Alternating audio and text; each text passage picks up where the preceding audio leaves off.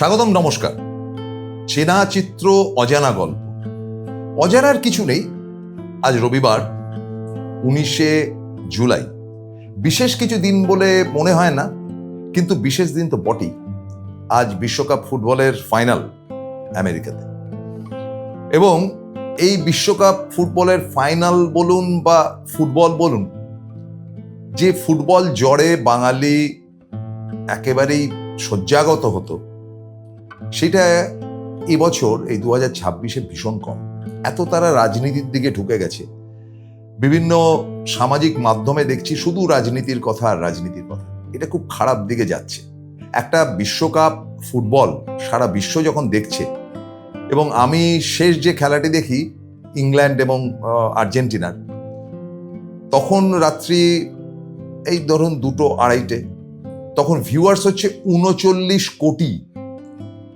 ভারতবর্ষের উপস্থিতি তাতে কত, বা পশ্চিমবঙ্গের কত আমি জানি না, তবে বাংলার ছেলেপুলেরা কিন্তু অনেকটাই সরে গেছে। তার জন্য ব্রাজিল দায়ী বা আর্জেন্টিনা উঠছে এরকম কোনো গল্প নেই। তারা রাজনীতিমুখী হয়েছে। এবং রাজনীতি কেন হবে? 2026-এর নির্বাচন হয়ে গেছে, একটা নতুন সরকার এসছে, লেট দেম ওয়ার্ক। তা না, তারা তার পেছনে ঘাঁচঘাঁচ করছে। তা শেষ মুহূর্তে সিটিভিএনের তরফ থেকে বলি, আজকের খেলাটা দেখবেন। এই স্মৃতিচারণ করতে গিয়ে যেটা মনে হয়েছে, স্মৃতিচারণ তো নয়, সে বলবার কথা আর কি, সেটা হলো যে এই বিশ্বকাপ আমরা দেখতে পাই 1978-এ একটা খেলা বোধহয় দেখতে পেয়েছি, সেটা ফাইনালটা আর্জেন্টিনা এবং নেদারল্যান্ডে। 82-তে বেশ কয়েকটা খেলা দেখতে পেয়েছিলাম। ফাইনাল হয়েছিল ইটালি জার্মানি, ইটালি চ্যাম্পিয়ন হয়েছিল। 86টা একটা ঐতিহাসিক মারাদোনা ইয়ার, সেই খেলা মানে আমরা চুটিয়ে দেখেছিলাম প্রায় প্রত্যেক দিন, এবং সেটা মেক্সিকোতে হয়েছিল, এবং সেটা আর্জেন্টিনা চ্যাম্পিয়ন হয়েছিল, যদিও ফাইনালটা তেমন মারাদোনা কিছু করতে পারেননি, এবং 3-2 মানে 2 গোল করার পর 2 গোল খেয়ে গিয়েছিল আর্জেন্টিনা। 90টা ছিল একেবারে জার্মানিদের নিজেদের বছর। এইভাবে চলতে চলতে চলতে চলতে কিন্তু আমরা মিডল ইস্টে গতবারের এনজয় করলাম আর্জেন্টিনা এবং ফ্রান্সের ফাইনাল, যেখানে 3-3 হলো এবং টাই ব্রেকারে খেলার কিন্তু ফলাফল হলো। তো আমরা টাই ব্রেকারের মধ্যে খুব একটা যেতে চাই না, মানে আমাদের চাওয়া চাওয়াইতে কিছু হয় না যে সরাসরি একটা রেজাল্ট বেরোক। এই টাই ব্রেকারে চ্যাম্পিয়নশিপ এর আগেও হয়েছে, 2বার হয়েছে। একবার হলো 94, যেবার ইটালি এবং ব্রাজিল ফাইনালে উঠেছিল, সেইবারে কিন্তু ফাইনালটি হয়েছিল টাই ব্রেকারে, ব্রাজিল চ্যাম্পিয়ন হয়েছিল। তারপরে টাই ব্রেকারে ফলাফল হয় জার্মানিতে, সেবার ফাইনালে উঠেছিল ফ্রান্স এবং ইটালি, এবং ফ্রান্সের অধিনায়ক তথা বিশ্বের সর্বকালের অন্যতম সেরা ফুটবলার জিনেদিন জিদান, সে যে মাথা দিয়ে গুঁতো মেরেছিল মাতারার্জিকে, তার জন্য লাল কার্ড দেখে তাকে বেরিয়ে যেতে হয়। যাই হোক, সেটা টাই ব্রেকারে যায়। সেরকমই গতবারে 2022-এ কিন্তু একই ঘটনা ঘটলো, সাংঘাতিক ভালো খেলা হলো, কিন্তু শেষ পর্যন্ত টাই ব্রেকারে সেই ফ্রান্সকে হেরে বেরিয়ে যেত। এবারের ইন্টারেস্টিং ব্যাপারটা হচ্ছে, এবার যে 4টি দল উঠেছিল, সেই 4টি দলে কিন্তু বিশ্বমানের দল, এবং বিশ্বমানের দল মানে তারা 1, 2, 3, 4ই ছিল। সাধারণত হয় কি, নতুন 1-2টা দল উঠে আসে হয়তো, বা সেমিফাইনাল অব্দি অন্তত ওঠে তো বটেই।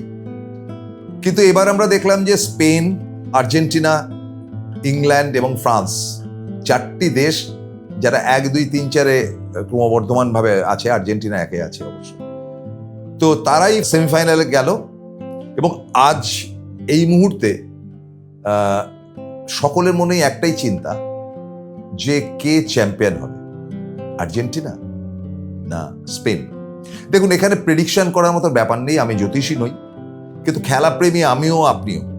ফ্রান্স হেরে গিয়েছিল কারণ ফ্রান্সকে কিন্তু স্পেন খেলা ধরতেই দেয়নি, এবং যে 90-95 মিনিট খেলা হয়েছিল অতিরিক্ত সময় নিয়ে, তাতে করে কিন্তু মানে এমন অ্যাটাক করেছিল ক্রমাগত স্পেন, এবং নিজেদের মধ্যে বল নিয়ে খেলাখেলি করেছে, যেটাকে টিকিটাকা বা তিকিটাকা বলা হয়। তাতেই উন্মাদ হয়ে গিয়েছিল ফ্রান্স, জায়গা খুঁজে পাচ্ছিল না, এবং খুব অসহায় মনে হচ্ছিল। ফ্রান্সের দল তো এবার বিশ্বের বেস্ট দল, কতগুলো সুপারস্টার তার মধ্যে, তো তা সত্ত্বেও কিন্তু 2 গোলে স্পেন জিতলো, এবং সেই খেলাটা এখনো পর্যন্ত যে কটি খেলা দেখেছি আমি ওয়ার্ল্ড কাপে তার মধ্যে বেস্ট, আনডাউটেড। তার পরের দিনই ছিল আর্জেন্টিনা এবং ইংল্যান্ডের খেলা। মানে খুব দুর্ভাগ্যের ব্যাপার এবং খুব সৌভাগ্যের ব্যাপার আর্জেন্টিনার ক্ষেত্রে যে এবার আর্জেন্টিনা খানিকটা খুঁড়িয়ে খাড়িয়ে, খানিকটা রেফারির দৌলতে এরকম ধরনের কথা তো বাজারে চলছে যে মেসিকে তুলতে হবে ফাইনালে, তার কারণ মেসির যে 2 স্পন্সর রয়েছে তারাই নাকি এবার বিশ্বকাপের মেন স্পন্সর। সুতরাং মেসিকে যে করেই হোক ফাইনাল স্তরে না তুললে দর্শক কমে যাবে, তাদের বিক্রিবারটা কমে যাবে। মানে এই জিনিসও কি চলে আজকাল, মানে ভীষণভাবে এটা কিন্তু সোশ্যাল মিডিয়াতে কিন্তু সমালোচনা হচ্ছে আর্জেন্টিনার বিরুদ্ধে। তো সেই খেলাটা ইংল্যান্ড এবং আর্জেন্টিনার খেলা, কিন্তু ইংল্যান্ডের একতরফা আক্রমণ কিন্তু ছিলই, সেটা আপনাদেরকে বলে দিতে পারি প্রথমার্ধে। কিন্তু প্রথমার্ধের খেলাটার মানে বাজে খেলাও হয়েছে, লাথালাথি, মারামারি।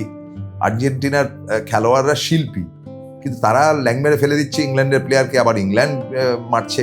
এই করতে করতে আমরা দেখলাম 58 মিনিট অবধি, অলমোস্ট 58 মিনিট অবধি কোনো গোল নেই। কিন্তু দ্বিতীয় ভাগে মানে সেকেন্ড হাফে কিন্তু আর্জেন্টিনা খানিকটা অ্যাটাকিং এ উঠেছে, একটা কাউন্টার অ্যাটাকে গিয়ে অসাধারণ গোল করে আসলো ইংল্যান্ড। এবং আমি জানি না তারপরে ইংল্যান্ড খেলা থেকে হারিয়ে গেল। ইংল্যান্ডের মাথায় রাখা উচিত ছিল যে আর্জেন্টিনা ভয়ঙ্কর হয়ে ওঠে শেষ 10 মিনিট বা 15 মিনিট, এবং যে কোনো আমরা এবারকার টুর্নামেন্টে দেখেছি যে তারা শেষ 10-12 মিনিটে খেলায় মানে পিছিয়ে থেকেও জিতে বেরিয়ে চলে গেছে, এর আগেও হয়েছে সেটা। তো সুতরাং এত হালকাভাবে বা এত ডিফেন্সিভ ওয়েতে কেন ইংল্যান্ড গেল, বিশেষ করে তাদের টুফেলের মতন জার্মান কোচ কি করে সেটাকে অ্যালাউ করলো আমি বলতে পারছি না। এবং তারা সবাই নেমে এলো এবং সেই জায়গাটাতে মুহুর্মুহু আক্রমণ করে কিন্তু 2 গোল দিল আর্জেন্টিনা। সবাই আমরা চাই যে মেসির মতন খেলোয়াড় তিনি ফাইনাল খেলুন, কিন্তু মেসির হাতে তো কাপ উঠেছে, সুতরাং বারবার কাপ ওঠে বা উঠুক এরকম ধরনের চাহিদা নিশ্চয়ই বিশ্বে অনেকেরই আছে, আমি সেই ব্যাপারে যাচ্ছি। তবে আজকের যে খেলাটা হবে তার ইন্টারেস্টিং ব্যাপারটা হচ্ছে দেখবেন 22 জন খেলোয়াড়ই নিজেদের মধ্যে কথাবার্তা বলছে। সাধারণত হয় না, তো ভাষা তো আলাদা আলাদা আলাদা থাকে। দুটোই স্প্যানিশ দল, মানে আর্জেন্টিনার ন্যাশনাল ল্যাঙ্গুয়েজ হচ্ছে গিয়ে স্প্যানিশ, এবং তাদের চেহারাপত্র অনেকটাই একরকম। এবং সবচাইতে বড় কথাটা হচ্ছে যে মেসি নিজে থাকে স্পেনে, তার নিজের বাড়িঘর দৌড় আছে। যখন টুর্নামেন্ট থাকে তখন তো আলাদা কথা, কিন্তু টুর্নামেন্টের বাইরে সারা বছর তিনি স্পেনেই থাকে, কোথায় বার্সেলোনাতে তার নিজের বাড়ি আছে সমুদ্র তটে। তো খেলাটা জমজমাট হবে কি আবার ফ্রান্সের সঙ্গে যেভাবে একতরফা খেলেছে স্পেন, এনিথিং ক্যান হ্যাপেন। এবার প্রেডিকশনের জায়গায় আপনি বলবেন যে না, আর্জেন্টিনা যখন মেসি যখন শেষ কামড়টা দিয়ে ছাড়বে, আমার দৃঢ় ধারণা স্পেনের যে তরুণ প্রজন্ম এখন খেলছে এবং তাদের মানে চেহারাপত্র যেরকম জন্ম নেয়, তাদের মধ্যে সুপারস্টার ইএমএল ছাড়া, ইএমএলকে এখনো সুপারস্টার বলার মতো জায়গা যায়নি।